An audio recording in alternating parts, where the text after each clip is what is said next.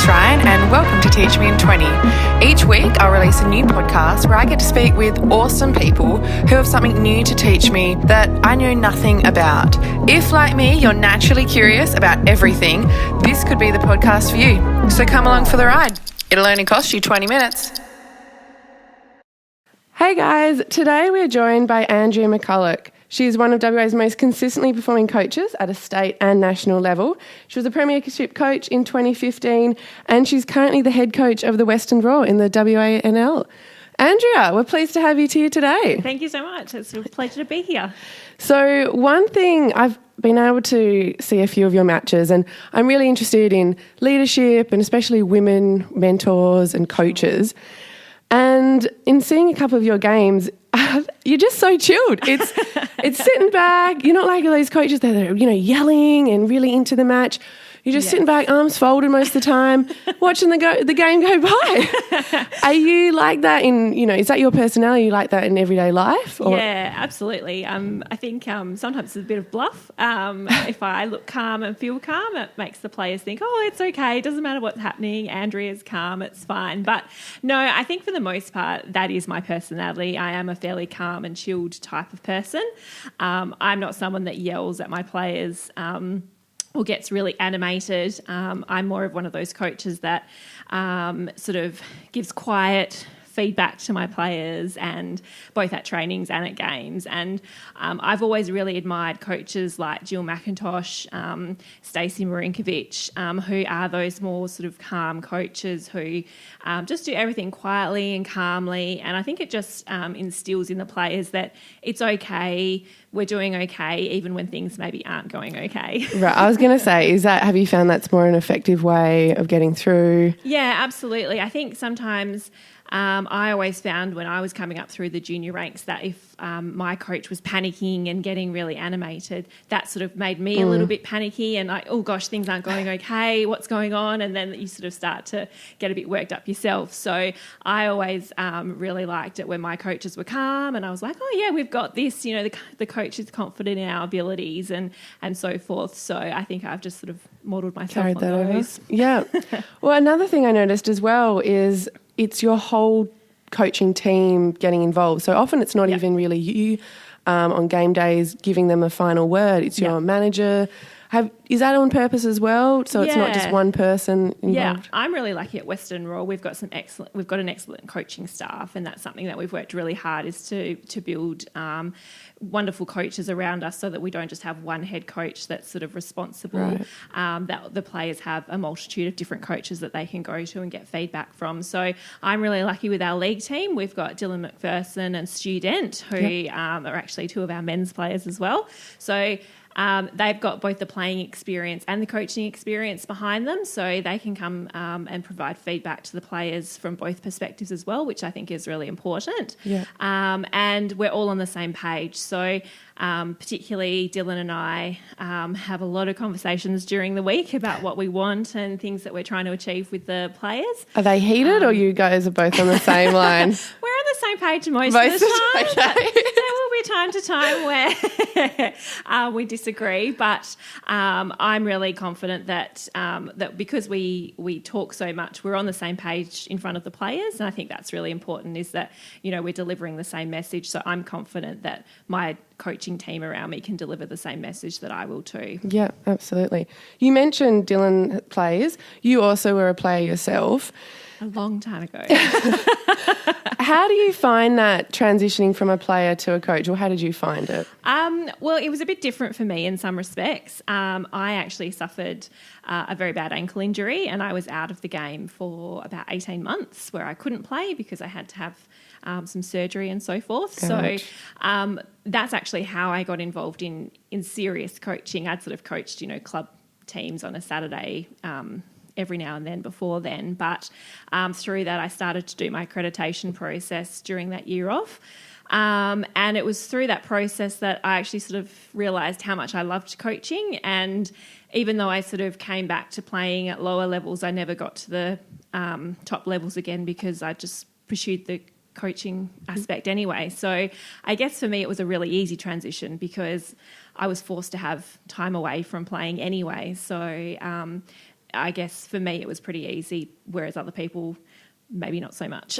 Do you think it helps having played Absolutely. and sharing that with yeah, players absolutely. I mean, I think, especially it just gives you that background that you know what it's like as a player. Yeah. Nervy grand finals. Exactly right. Yeah. And so you can appreciate what they're feeling at the same time.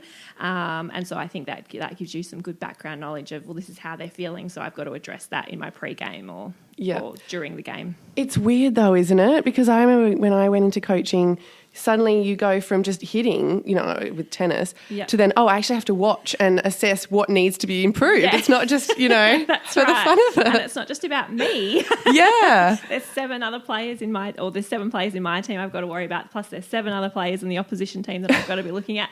So there's a lot going on that you've suddenly got to look at as a coach and so forth. But I really love that. I've got one of those analytical sort of background sort of brains that just loves to analyse things. So I suppose for me, I really love that aspect of the game and looking at what other players are doing and so then coming up with things to combat what they're doing out there against us. Yeah. What do you think was probably the biggest challenge going from playing to coaching? Lack of control. Yeah. I'm a bit of a control freak. I'll admit it. I would not pick that though. As I said, you're so chilled, just laid back. Yeah. Yeah. So I am a bit of a control freak in that regard. So I guess the most difficult thing for me was that as much as I can tell the players or give the players guidance, I can't do it and I have to rely on someone else. Yeah. But I'm really lucky with the team that I've got. They're a great bunch and they're players that are willing to take on board feedback and try different things. So I'm lucky in that respect. They are a great bunch of girls. Yeah. I really wanted to ask as well, I've done a bit of reading online and a lot of male coaches say they're PE coaches going into a co-ed school for the first time and having to coach girls. Yep. They're really unsure and wanting advice on how to get through to girls because they are so different. Yes. In your experience, what's been a lesson you've learned, I guess, or something you've noticed about coaching girls and the way they respond? I think you've really got to get on the same page as them. So get what makes them tick as a player. So I think it's really important to understand what motivates them. Yep. And I think once you understand that motivation, it's really easy then to, sort of address and give them the right feedback to then, get them to do the right thing. So the biggest thing that I've learned is to understand your players or understand the students that you're coaching, I think would be the biggest thing. And once you've got that understanding, then I think it's easy to sort of click with them. Yeah, and I mean, does that involve, because you've entered clubs and having to rebuild before? Yeah. Does that involve, sitting down? I mean, yes, you tell us. Yeah, how do you go about that? I think it's about really listening is the biggest and important thing. And so I quite often, when I've sort of taken on new teams or whatever, I'll quite often meet with the senior players and get some feedback and just have a general chat with them about where they're coming from, what they're wanting to achieve, and just general feedback on how they like to do things, what's worked in the past, what hasn't worked.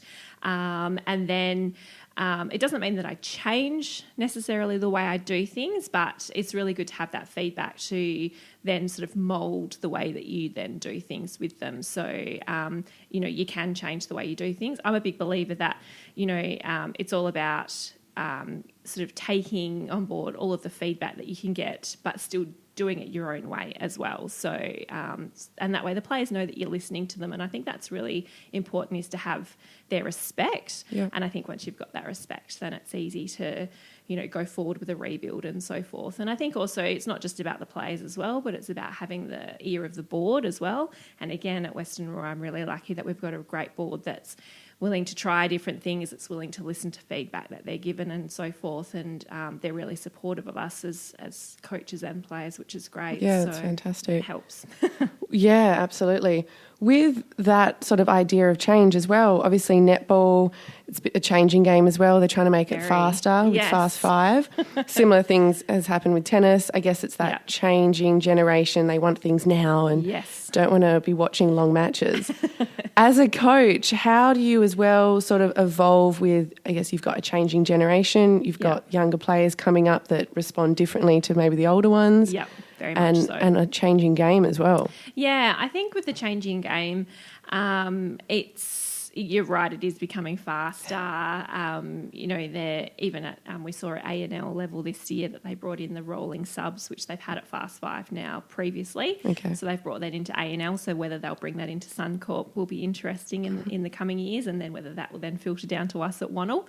That will be interesting and certainly a new challenge to absolutely. Deal with. But yeah, I think in terms of the players, it's definitely a different generation to some years ago when I first started coaching. And there's a definite need for probably a lot more feedback and a lot more interaction with the players. I think there's more of a conversation these days rather than I'm going to tell you to do this and that's the end of it. They want to know why. Yeah, absolutely. There's always questions, which is great. And I think that actually helps them buy into the process as well, because if they know that they understand it and if they think that they've got a place in it as well, then I think that actually adds to the team being successful. Yep.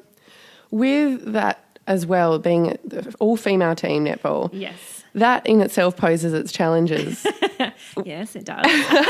How do you deal with those differences? Because girls, I mean, we're known to be, bitchy sometimes. Yep. And as much as you want that team camaraderie, it's going to happen. Yeah, absolutely. And I've been involved in teams in the past where there's definitely been that competition between the players of, they play the same position. They all want to be on court. Mm-hmm. And look, it's not necessarily a bad thing to have competition within the team, and you want all of your players to want to be on court. So that is a good thing, but it's the level of where it's at, I suppose, that can be the problem, where it turns from being a healthy competition to an unhealthy issue within the team. So it's just, again, it's really about managing expectations right at the very start of the season. And I've always been very careful as a coach. I never provide any guarantees in terms of court time or position playing and things like that. I'm someone that will never guarantee, even my senior players, I won't guarantee anything to, because I think that's just fraught with danger as the season goes on and trying to commit to that kind of thing. So all of the players know that they have to earn their spot out there. And I think that helps because it assists the younger and more upcoming players in understanding that, well, I've got just as much of an opportunity to get on court as the more mature players that have been here for a while, but I have to do these things that, the coaches are telling me I need to work on. And so it's about, making sure that you're always open. You have that communication with your players of, this is what we're working on, this is why you're not getting on court, or this is why you are getting on court, this is what you're doing well, this is what you need to work on. So I think communication is the biggest thing that's really important these days in that. And I think culture is really important. That's something that we've really placed a lot of emphasis on at previously Perth Lions and now Western Raw. In the last probably 3 years or so, we've really focused very hard on improving our culture and making sure that we've got a really strong, united club culture, not just team, but also club with all of our teams. And we've had the assistance of Jodie Maguire, who's been excellent in facilitating that and making sure that we sort of stick in line with our club values and so forth. So I think that's really important in managing, those issues with the players that can get out of hand if not managed properly. Yeah. I guess with that as well, positioning, that's just one of the challenges. Yes. Could you tell us any other sort of problems, not problems, but just difficulties you have faced over the years? Something that sticks out, a more reoccurring thing? Yeah, I mean, I think the biggest issue is the, people wanting to be on court. That's definitely one of the biggest issues. Another thing is probably injuries and having to deal with injuries. And that can be a really emotional thing. We've had a few ACL injuries at the club over the last few years. My mum did that. Yeah, and it's devastating. Yeah. It really is. And so I think that's probably been one of my biggest challenges is helping the players through that and come back into the sport if they want to, or just helping them rehab and then go and do whatever they want to do if they never ever want to see a netball court again, which is understandable. So what do you say to someone? They've just the whole season's now shattered. Yep. What do you say to a girl in that position? It's really hard, and each player is different. I think it's about understanding where they're at and telling and understanding that life sucks. Yeah.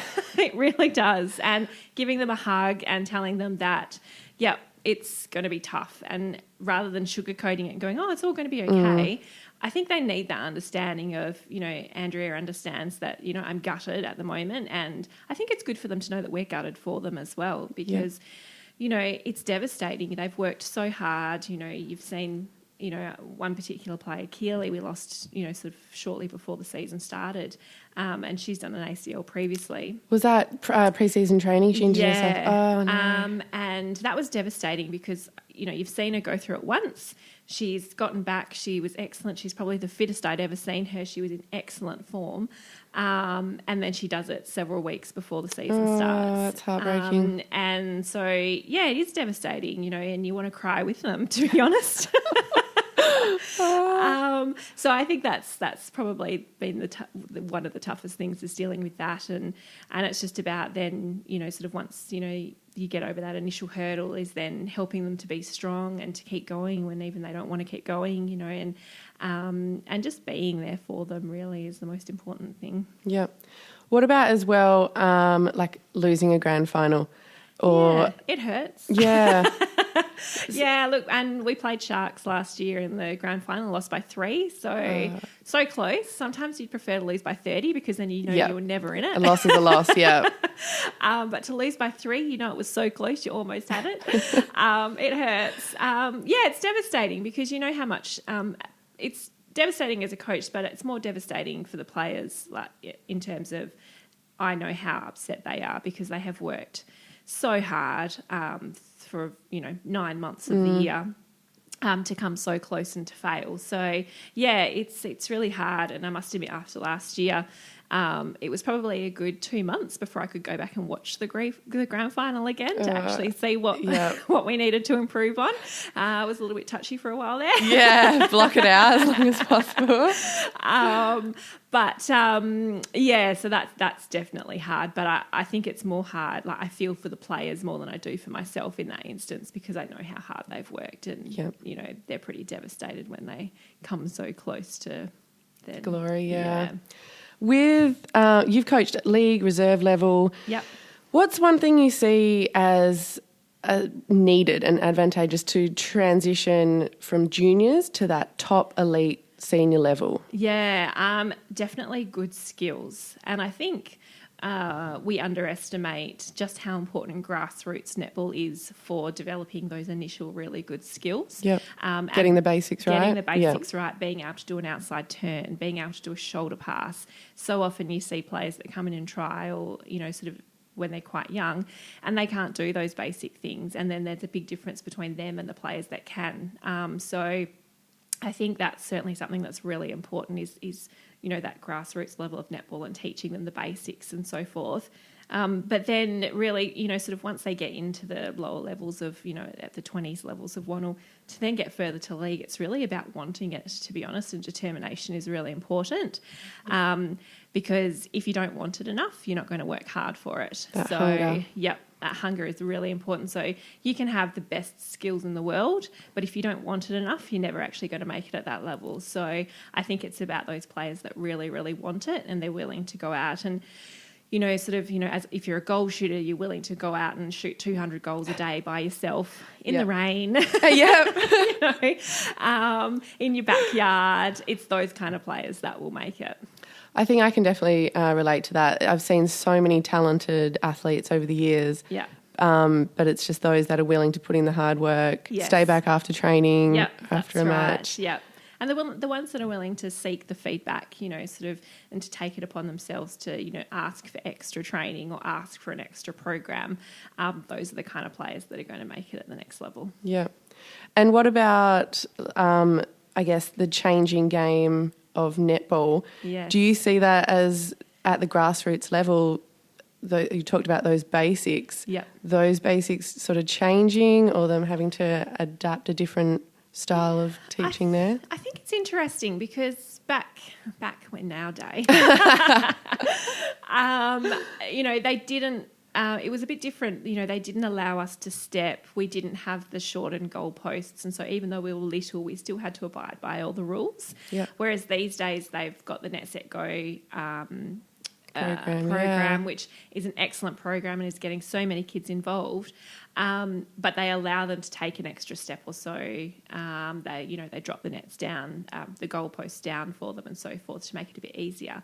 And I think almost that's almost teaching bad habits in some respects. Probably not the goalposts being dropped down. That's probably not the issue, but the stepping and so forth. You know, I think probably as a coach, I'm seeing a lot more stepping in our game than what there used to be, sort of, you know, when they're starting to come into the program and really having to focus on footwork and so forth.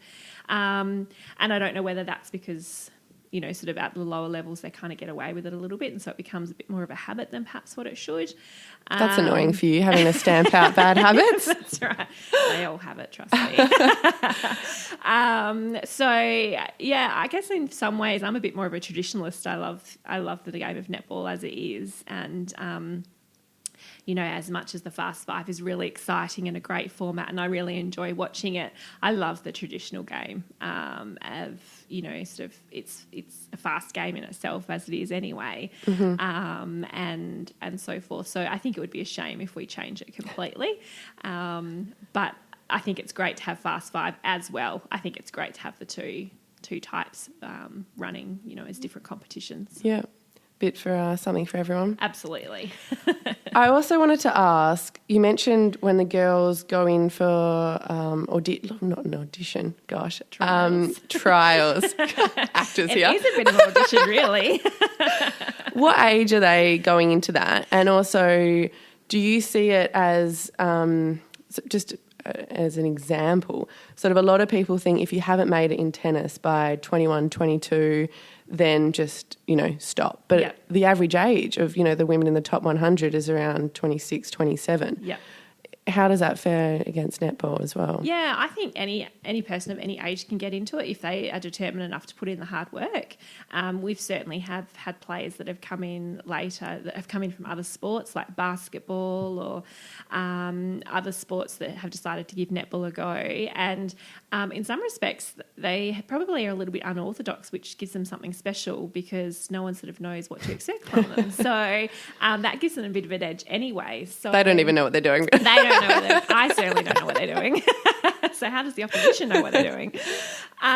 So I would encourage any levels. And I think that you can see that from, you know, someone like Lisa Millman who's you know, just played her 300th game in the competition. You know, she's in her 30s and she's still playing just as well as, you know, some of the youngsters are playing. So I think, you know, again, if you've got that drive and that determination to put in the hard work and to keep yourself fit, and then there's no reason why someone at an older age can't play at that top level still. In terms of trials and that at Raw, we have an underlying development program which we call our Pride program. Great name. Absolutely. Marketing did well there. That's right. And so that's for more youngsters that are coming through that with ideas being talented players, and that we think that we want to work with and give a bit of development to, that could potentially then come into our 20s team in the next couple of years. So the youngest person that trialled for that this year was 13. So quite young. Yeah, that would have been daunting for her. Absolutely, yeah. And there's a big difference, especially now that it's gone from 18s to 20s. There's a big difference in that age group. Just development, Yeah, that's right. So the youngest player that we've got in our Pride program is 14 currently. Okay. And she's a really talented little player and is doing really well. She's been part of our program previously. So, we're just, age really isn't a factor for us. It's about identifying who we think has got talent and who we think that has got the right attitude that we can work with in bringing through our program. Yeah, and being amongst especially your senior players can only benefit. Absolutely. They're unreal. Yeah, absolutely. And that's why we encourage our younger players to get involved in, you know, sort of listening to what the older players have. And we've got some really great players like Tess Kransberg, Lyndall Road, Maddie Schultz, who have been around the system for a few years now.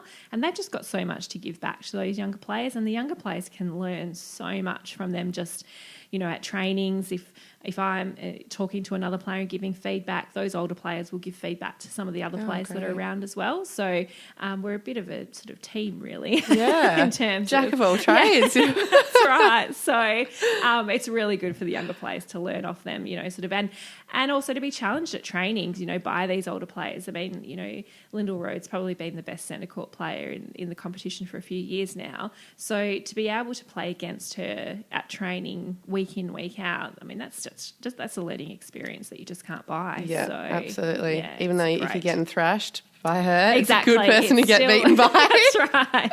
Maybe next time you won't get quite as thrashed. Andrea, thank you so much for joining us and giving us more of an insight into women in sport and leadership. That's right. Thank you so much for having me. It's been great. See you guys. Bye. Thanks for listening. I hope you enjoyed that episode of Teach Me in 20. If you did, and if you even just learnt one thing, make sure you subscribe so each week you can learn something new with me. Bye.